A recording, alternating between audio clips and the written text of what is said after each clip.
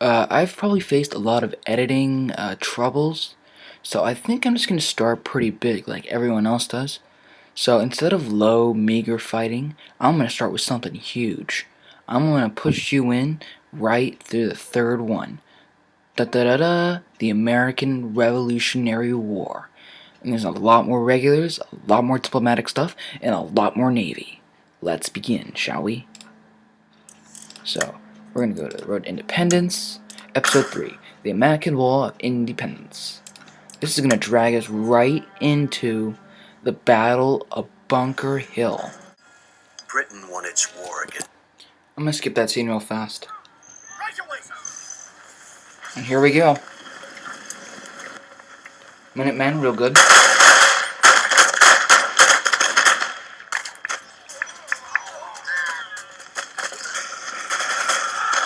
war for independence has begun, and the fate of the city of Boston lies. So here we are on Bunker Hill. And there's a lot of British men. And these are very experienced British troops. Your artillery are key to the outcome. But there is one major thing. None of our forces are regular men. We don't have like dragoons or any of that. It's practically an entire militia army. Expect the British to mount up. So probably the first thing I'm going to do is form new lines to make them stronger. Of course you want skinny lines, but not like in where the first row fires. The Minutemen all fire at the same time. As you saw like in the beginning of the fighting in the video when I showed the light infantry, all 120 fired at the same time. And that's actually pretty big to use against cavalry and other divisions. So of course I'm gonna use my cavalry extensively during the battle, but not my actual general. And of course I'm gonna use one of my favorite guns, the howitzers. I love using explosive shells. I think they're a lot better. I do have a lot of good troops. I do have a lot of Minutemen reserves. My men are very, very confident, very high morale. Now I'm gonna move my general, make sure he doesn't get, whoops, wrong course.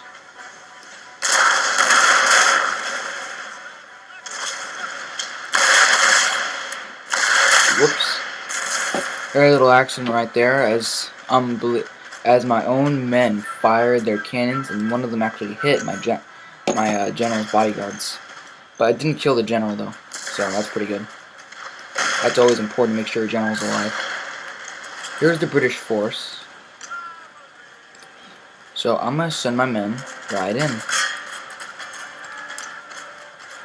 You're gonna notice that in a minute. And the cavalry is gonna go right into their force.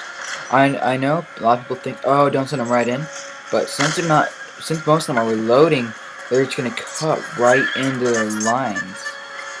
The British are they already lost half their force. I've lost one man the entire attack. Then the other wave came in, and they're hitting the other force, and like that, their attack on that side is already falling apart.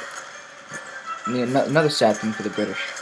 4 divisions are attacking one force, and that one force I have has only lost 8 men. Their northern attack fell apart.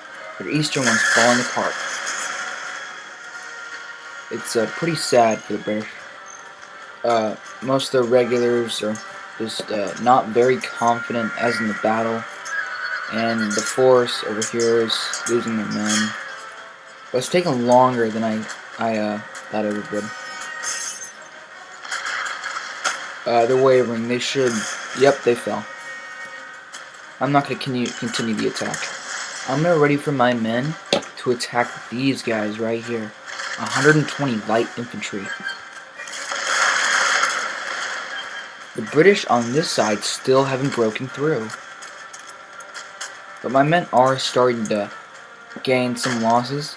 But the British have another bad result. Another 120 Minutemen, which are actually firing right into the British right now. And 3 of the British divisions are starting to fall apart. Alright, here we go. So I'm going to charge the cavalry before the light infantry gets into room to fire. And they can't even engage yet because they're not prepared. And they fall apart. And then just like that, like a hit and run, we're going to go right past them and attack them before they can shoot. There they go. One line cracked in under a minute. Alright, here's some cavalry right here. They're preparing to charge. Oh wait, I take that back, they are charging. They already have taken 7 casualties. Hurry up guys, hurry up, hurry up, hurry up, hurry up, hurry up. Ah, not fast enough. But they did cause very little. Oh, there's Major General William Howe and his men.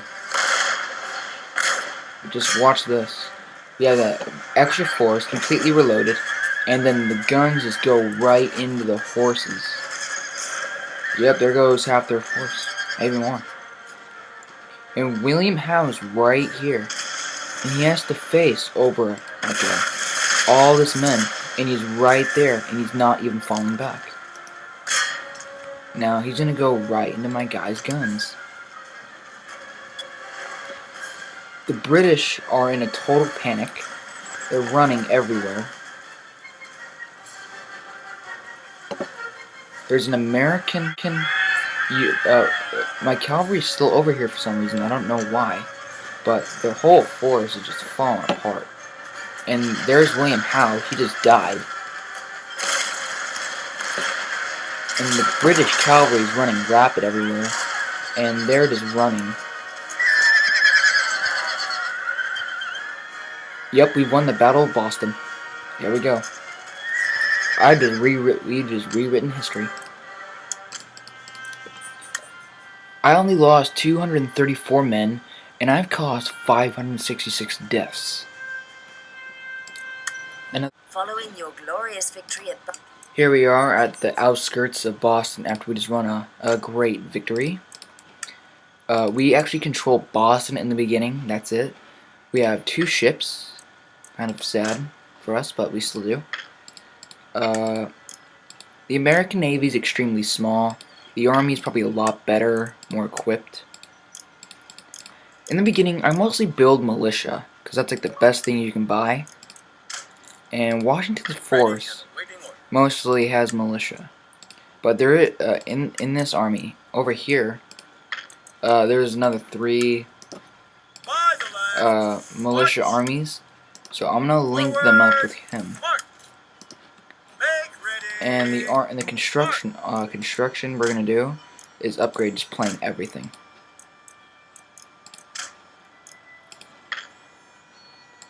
I'm actually gonna take off one of the brigs here, so we can build a new opera house. We have a gentleman here, Paul Revere, Facts are my currency. and we're gonna wait for him, and then we're gonna start building the farms and all that. And looks like we're ready. So we're just gonna skip a turn here. Sir, your orders?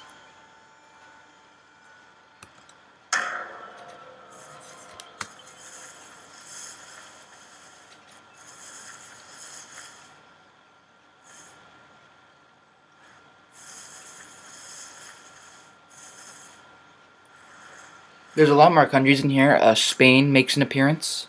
They're offering us a really big thing right now. They offer us a trade agreement, military access, military alliance, and 1,000 gold. That's really good right there. So now we have an ally already.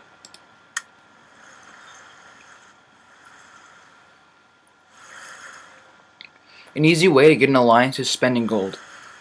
But you want to get an alliance with extremely large countries. Not like Britain, but like who have a lot of land. Like in the 6th campaign, the 4th campaign, America, United States. It's good to get treaties with Russia and France, because Russia's huge, and since they're so huge, they're really good trade partners.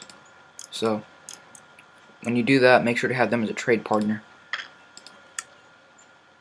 Our forces here are still pretty big. I'm gonna still keep adding more militia. Yes, sir.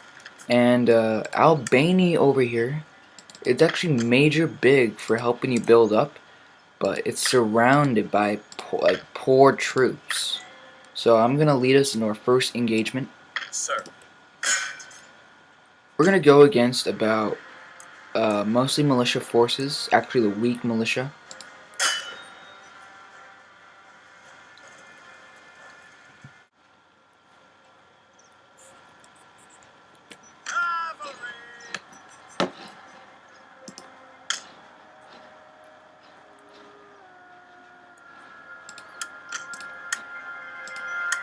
Artillery can be a great incentive for a defending enemy on hilly terrain, not to just sit there and wait for you. You can bombard them until they move to a more suitable place. Alright, so here we are in battle. The British troops over here is pretty sad. They're behind this wall that doesn't even match where I am. I don't even know why they do that. That's stupid.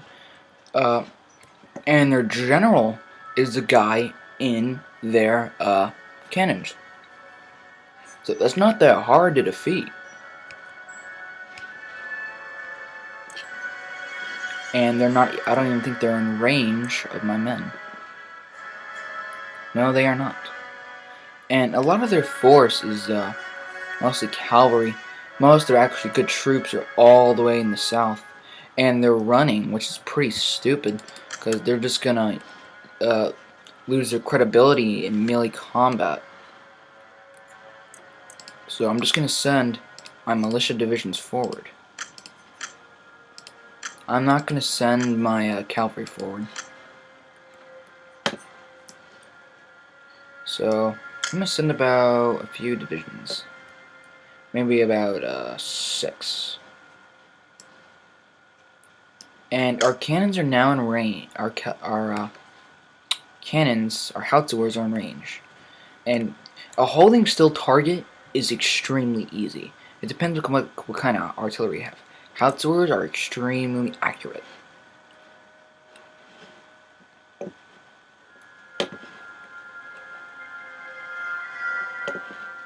Okay, they're charging. I'm gonna hold my men, and then we're gonna go into play, and let's see what happens. And pretty stupidly, just like I said, never charge your men right at them. Like, the militia just tore them apart. Look at that. Bam! 60 losses. Their whole force. That's what happens when you charge a whole brigade, 6 divisions. When you use these Minutemen, they're extremely good against cavalry.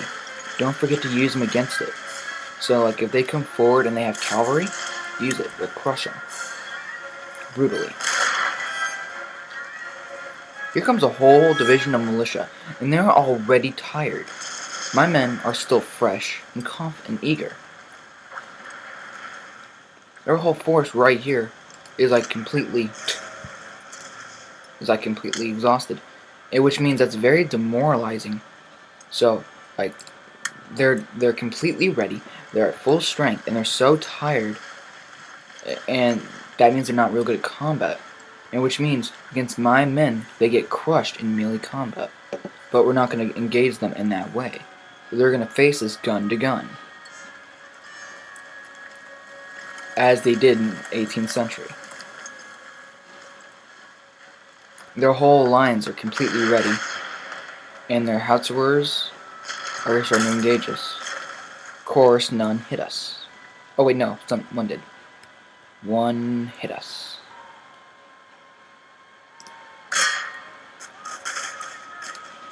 Alright. They started shooting on a few of my men. They only hit 4 after all the rounds they shot. That's sad. And one volley killed about 25 of their men. They only killed 4 of mine. Sad. And they're running around and trying to form new lines, and it's not going well. So, I'm going to send my brigade forward again.